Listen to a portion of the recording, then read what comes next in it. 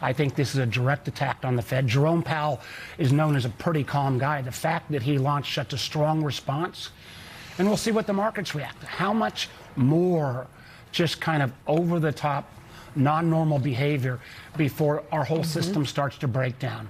We've got ice in streets across America. We've got our country stretched in 6 different nations, our military stretched.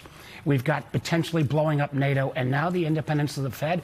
I just hope and pray that more of my Republican partners will find their spine and be willing to speak up. I give Tom Tillis credit. Let's see how many more join and say the independence of the Fed needs to be maintained. And Senator, the statement from Chairman Powell last night, truly remarkable, that he felt the need to do absolutely this direct-to-video address the American people. This is as calm a guy as you can get, and to be straightforward like that, pulling no punches. This is purely a political attack. And so on that, this is the latest in the president's campaign of retribution, that whether he has ordered or at least people around him have taken upon themselves to carry out on his behalf.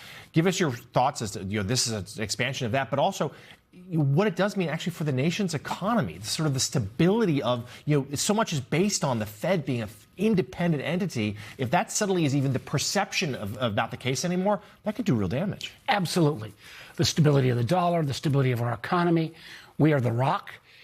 And a lot of that is due to the independence of the Fed. And the Fed's job is to set interest rates based on fact, not based on political whims. We'll see what the markets do this morning. But we are putting so much in jeopardy. We're putting our reputation as a reliable partner when we think about attacking a fellow NATO member. We've got literally 20% of our fleet off the coast of Venezuela trying to maintain a blockade, and it will take 2 to 3 years to get the Venezuelan oil production back up. Is our 20% of the fleet going to stay there for the next 2 years? A lot of those ships are deployed from Norfolk in my state.